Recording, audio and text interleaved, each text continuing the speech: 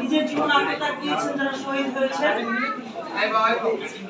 এখনো শত শত ছাত্র হাসপাতালে চিকিৎসাধীন অবস্থায় আছে এবং কুমিল্লা, ফেনী, নোয়াখালী সহ আমাদের বিভিন্ন জেলায় পানিতে ডুবে গেছে। তাদের সবার জন্য আজকের এই মিলাদের আয়োজন করা হয়েছে। সবাই দোয়া করবেন। আমরা তো সবাই এই এলাকার লোকজন, ঠিক না? আমাদের সবাই মিলেমিশে থাকতে হবে।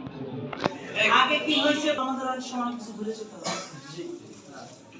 আওয়ামী লীগ এই খুনি ফ্যাসিস্ট হাসিনা নির্যাতন নিপীড়ন করছে, এটা আপনারা সবাই জানেন।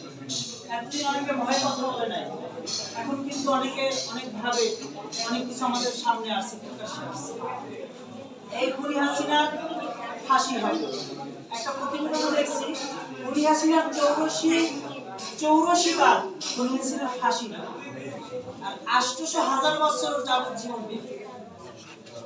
ও এই পৃথিবীর যে প্রান্তেই থাকুক না কেন, ওকে ধরে নিয়ে এসে ফাঁসির কাস্টডিতে ইনশাআল্লাহ ঝুলানো হবে।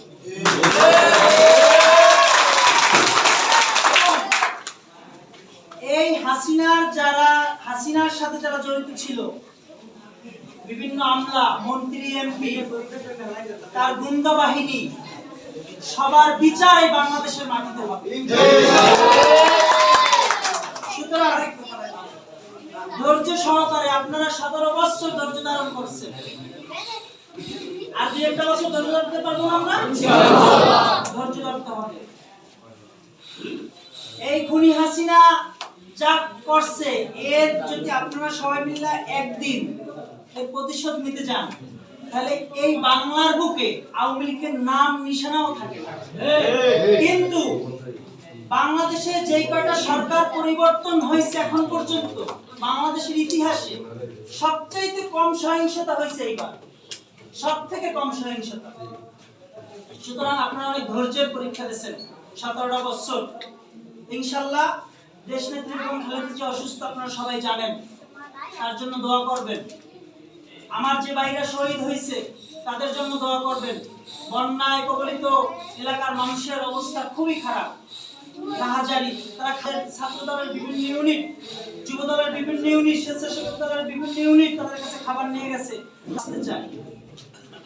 সুতরাং তাদের জন্য সবাই দোয়া করবেন। এবং আমাদের ছাত্র ভাইয়েরা এখনো, গেল কালকে আমাদের এক ছাত্র ভাই মারা গেছে, এই পুলিশের গুলি লাগছিল।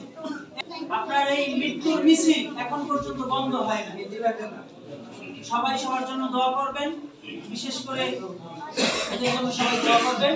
এখানে বক্তৃতা দেওয়ার কিছু নাই, 2 মিনিট কথা বললাম। আমি আপনাদেরই ভাই, আপনাদেরই সন্তান, এই এলাকার ছেলে। আমার জন্য সবাই দোয়া করবেন। আসসালামু আলাইকুম।